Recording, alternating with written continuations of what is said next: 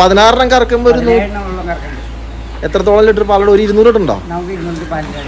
അതായത് 10 ലിറ്റർ നമുക്ക് ആവറേജ് വരുന്നുണ്ട്. അതായത് അപ്പൊ ലാഭകരമാണ്. ഇപ്പോഴത്താണെങ്കിൽ ഭയങ്കര ചൂടാണ്.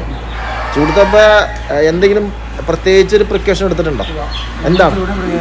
ഹായ്, പുതിയൊരു വീഡിയോയിലേക്ക് എല്ലാവർക്കും സ്വാഗതം. ഇന്ന് ഞാൻ നിൽക്കുന്നത് എറണാകുളം ജില്ലയിൽ കാലടിക്കടുത്ത് കൊറ്റമ എന്ന സ്ഥലത്താണ്. ഇവിടെ 20 പശുക്കളുള്ള ഷാജി ചേട്ടന്റെ പശുഫാം കാണാൻ വന്നിരിക്കാട്ടോ.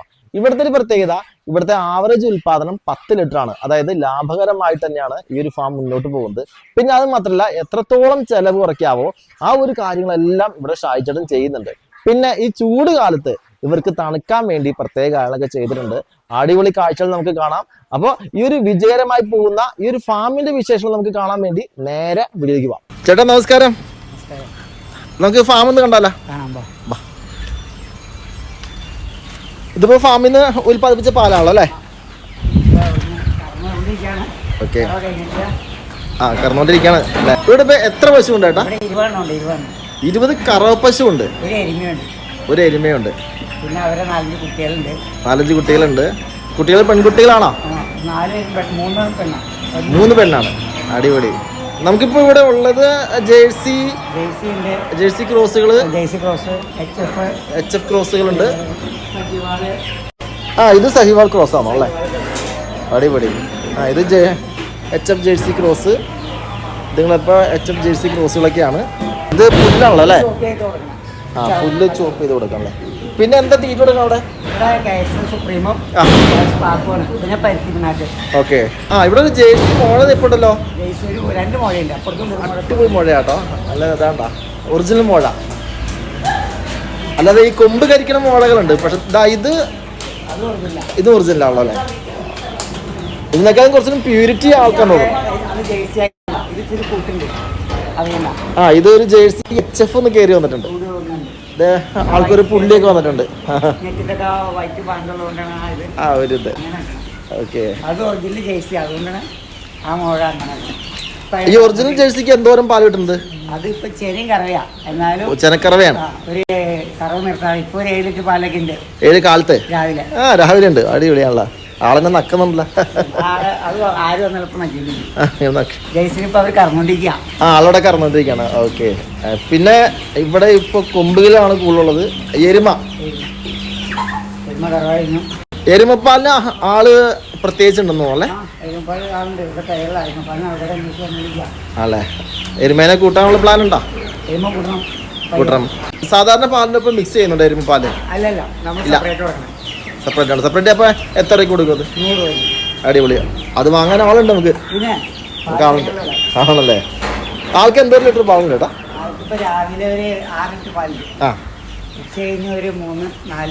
മൊത്തം ഒരു 10 ലിറ്റർ പാലുള്ള ഒരു എരുമയെ നിൽക്കണം കേട്ടോ. അടിപൊളിയാ. ഈ ഫാം ഏറ്റെടുത്തിട്ട് ഇപ്പൊ എത്ര ആളായി? 3 മാസമുള്ളൂ. പക്ഷെ ഈ ഫാമും പശുക്കളൊക്കെ കുറച്ച് പഴയതാ.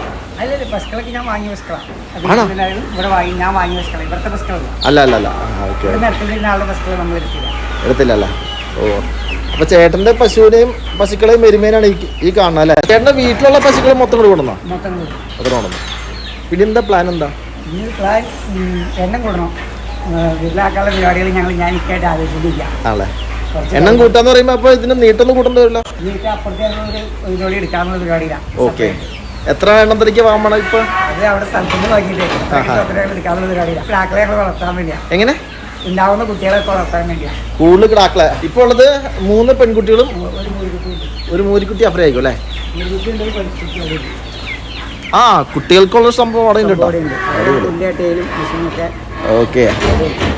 മെഷീൻ അവിടെ ഇരിക്കണേ, മറ്റേ കട്ടിങ് അല്ലേ? ഓക്കെ. നിങ്ങളെല്ലാം നക്കലാണല്ലോ, ഭയങ്കര നക്കലാണല്ലോ. അത്യാവശ്യം സ്നേഹമുള്ളവരാണ്. ഇണക്കമുണ്ടല്ലേ? അതുകൊണ്ടാണ് അത്ര ഇണക്കം. 20 എണ്ണം കറക്കുന്നുണ്ടോ? 20 കറക്കല്ല. 16 കറക്കുള്ളൂ. 3 അപ്പൊ ഈ 16 കറക്കുമ്പോ ഒരു എത്രത്തോളം ലിറ്റർ പാലുണ്ട്? ഒരു 200 ലിറ്റർ ഉണ്ടോ? അതായത് 10 ലിറ്റർ നമുക്ക് ആവറേജ് വരുന്നുണ്ട്. അതായത് അപ്പൊ ലാഭകരമാണ്. കൊള്ളാം. അടിപൊളി. ഇനിയും ലാഭകരമാവട്ടെ. 40-50 എത്തിക്കോ? അത് പറയാൻ പറ്റില്ല, എന്നാലും ഞങ്ങൾ ശ്രമിക്കലുണ്ട്. ശ്രമിക്കലുണ്ട്. എങ്ങനെ വരുന്നതിനെ കുറിച്ച് നമ്മൾ അവിടെ തുടങ്ങിയിട്ട് പറയാൻ പറ്റും. ഓക്കെ, കുറച്ച് കാര്യങ്ങളൊക്കെ ഉണ്ട്. വീട്ടിലാർന്നപ്പോ ഇവര് എങ്ങനെ ഉണ്ടായിരുന്നു? ഇതിലൊന്നും കുഴപ്പമില്ല, കുഴപ്പമുണ്ടായില്ല. ഇതേ പാലുണ്ടായിരുന്നു? ഇതിലും ഈ പാലൊക്കെ ഉണ്ടായിരുന്നു. ഈ പാലിന് തീറ്റപ്പുല്ലും ധാരാളം ഉള്ളതുകൊണ്ട് തീറ്റപ്പുല്ലുണ്ട്. പിന്നെ ഇവിടെയും പുല്ലുണ്ട് കേട്ടോ, നമുക്ക് ആവശ്യമായിട്ട് പുല്ലുണ്ട്. ഈ പുല്ല് കൊടുക്കണോണ്ട് അത്യാവശ്യം പാല് കിട്ടുന്നുണ്ട്. തിരിച്ചെലവ് കുറയ്ക്കാൻ പറ്റും നമുക്ക്. തിരിച്ചെലവ് കുറയ്ക്കാം. തീറ്റ എന്ന് പറയുമ്പോ അപ്പൊ പല്ലറ്റ് എന്തെങ്കിലും കൊടുക്കണ്ടത്? പല്ലറ്റ് നമ്മൾ എന്നാൽ ഞാൻ 4 കിലോ 5 കിലോ വെച്ച് ഒരു പശുവിന് 4.5 കിലോ കൊടുക്കണം. കാലത്ത് മാത്രം പാലിന് 400 ഗ്രാം 1 കിലോ എക്സ്ട്രാ അതിനുള്ള ആരോഗ്യത്തിനായിട്ട് നമ്മൾ കൊടുക്കണം. അതുകൊണ്ട് തന്നെ അത്യാവശ്യം നല്ല സപ്പോർട്ടും ഉണ്ടല്ലേ? ഓക്കെ, ഡോക്ടറുടെ സപ്പോർട്ടും ഉണ്ട്. അതാണ് വേണ്ടത്. നല്ലൊരു ഡോക്ടറുടെ സപ്പോർട്ട് ഉണ്ടെങ്കിൽ അത്യാവശ്യം നമുക്ക് വിജയിച്ചു പോവാം. നേരത്തെ രാത്രിയോ പകലോ എപ്പോ വേണമെങ്കിൽ നമുക്ക് എന്ത് സഹായം ചെയ്യാനും ഓടിയെത്തും. എന്തായാലും ചേട്ടൻ ഈ സന്തോഷം കാണുമ്പോൾ സന്തോഷമാട്ടോ. കാരണം വെച്ച് കഴിഞ്ഞാൽ ഇത്രത്തോളം സന്തോഷത്തോടെ ഒരു ക്ഷീരകർഷകൻ ഈ പശുക്കളെ പരിചയപ്പെടുത്താന്ന് പറഞ്ഞാൽ അതിന്റെ അർത്ഥം ലാഭമാണ്. നമ്മൾ ലാഭത്തിലാക്കിയെടുക്കുന്നതാണ്. നമ്മൾ തീറ്റ ചെലവ് കുറച്ച് എന്നാലും അത്യാവശ്യം ലാഭത്തിലാക്കിയെടുക്കാന്ന് പറഞ്ഞാൽ അത് എങ്ങനെയാ ഒന്ന് പറഞ്ഞുതരാം? ലാഭത്തിലാക്കാതെ നമ്മൾ തീറ്റ ചെലവ് പരമാവധി കുറയ്ക്കാം. പരമാവധി ഒരു കറക്റ്റായിട്ട് സൂക്ഷിക്കണം. ക്ലീനിങ്ങും മറ്റുള്ള കാര്യങ്ങളും. പിന്നെ ഇവിടെ ക്ലീനിങ്ങും മറ്റുള്ള കാര്യങ്ങളും നോക്കുമ്പോൾ ഇക്കണം. തൊഴുത്തേക്ക് വാടിക്കാന്നുണ്ടെങ്കിലും ഇരിക്കാൻ നിർബന്ധം. 3 നേരം ഇവിടെ വന്നു പോകും. ഭംഗിയായിട്ട് കൃത്യമായിട്ട് ഇവര് പാൽ ക്വാളിറ്റി മറ്റേ പശു ഭംഗിയായി അപ്പൊ ഇല്ലേ പറയും ഇതൊക്കെ പറഞ്ഞു കൊടുത്ത് ആണല്ലേ? നിർദ്ദേശം ഞാനും അടുക്കളയിൽ എനിക്ക് വാടിക്കാന്നുണ്ടെങ്കിൽ ആ വാട കൊടുക്കുന്ന നോക്കുന്നു. ഇക്ക ഇവിടെ എപ്പോഴും ശ്രദ്ധിക്കും. അതുകൊണ്ട് എനിക്ക് വന്നു കഴിക്കണം ഇക്ക കാര്യങ്ങൾ. ഇവിടെ തന്നെ പണിക്കാർ 2 പേരുണ്ടോ? ഒരു 3 പേരുണ്ട്. ഒരു ഫാമിലിയിൽ അവനും വൈഫും ഉണ്ട്.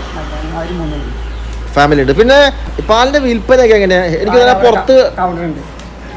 ആ കൗണ്ടറിൽ പുറത്ത് കൗണ്ടറിൽ എന്തോരം പോകും? അവിടെ നമുക്ക് ഉത്പാദിക്കുന്ന പാലൊക്കെ അവിടെ തരും.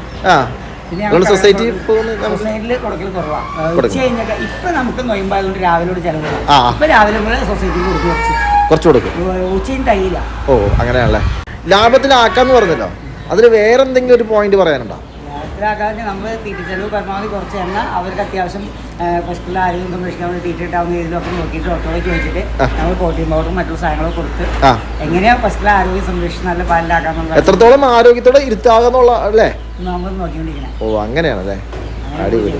പിന്നെ ഈ പുല്ലൊക്കെ എങ്ങനെയുണ്ട്? പുല്ല് കുഴപ്പമില്ല. നമ്മൾ തീറ്റപ്പുല്ല് അരിഞ്ഞാണ് കൊടുക്കുന്നത്. ഈ പുല്ല് വളർത്താനുള്ള സ്ഥലമുണ്ടോ നമുക്ക്? പുല്ല് നമുക്ക് 3 ഏക്കർ സ്ഥലം ഇക്കടെ സ്ഥലം പാട്ടത്തിലെടുക്കുന്നത്. ഓ, അങ്ങനെ ആകുമ്പോ 3 ഏക്കർ ആകുമ്പോ ഇവർക്ക് ഇഷ്ടം പോലെ ഉണ്ട്. പാലല്ലാണ്ട് മറ്റെന്തെങ്കിലും പ്രൊഡക്റ്റോ ഉള്ളത്? വേറെ ഒന്നും നമ്മളിപ്പോൾ ആയിട്ടില്ല. നമ്മളിപ്പോൾ തുടങ്ങിയിട്ട് 2 മാസത്തിലേ ആയിട്ടുള്ളൂ. നമ്മൾ അതിനെ കുറിച്ച് ഇത് ചെയ്യുന്നുണ്ട്.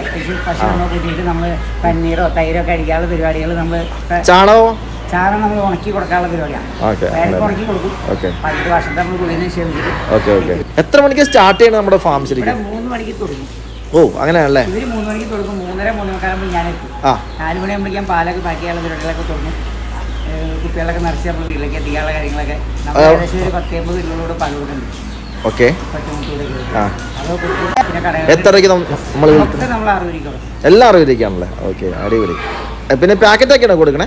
ഇപ്പൊ കുട്ടികൾ നടക്കുമ്പോൾ പാക്കറ്റ് 1-ാം തീയതി പാക്കറ്റ് അടിക്കാം. 1-ാം തീയതി പാക്കറ്റ് എടുത്തു വെച്ചിട്ടുണ്ട്. ഒന്നാം തീയതി മുതൽ പാക്കറ്റ് അടിച്ചു കൊടുക്കണം. അപ്പൊ കുറച്ചുകൂടി ഒന്ന് എന്താ പറയാ, കുറച്ചും ബിസിനസ് പരമായിട്ട് കുറച്ച് ഇതല്ലേ ഷാജി? പിന്നെ നമ്മുടെ ഇപ്പോഴത്താണെങ്കിൽ ഭയങ്കര ചൂടാണ്. ചൂടത്തപ്പോ എന്തെങ്കിലും പ്രത്യേകിച്ച് ഒരു പ്രിക്കോഷൻ എടുത്തിട്ടുണ്ടോ? എന്താണ് ഫോഗ് ഇട്ടിട്ടുണ്ടോ? നമ്മള് ടൈം വെച്ച് 4-5 ഇവരെ ഫോഗ് തണുപ്പിച്ചോണ്ടിരിക്കാം.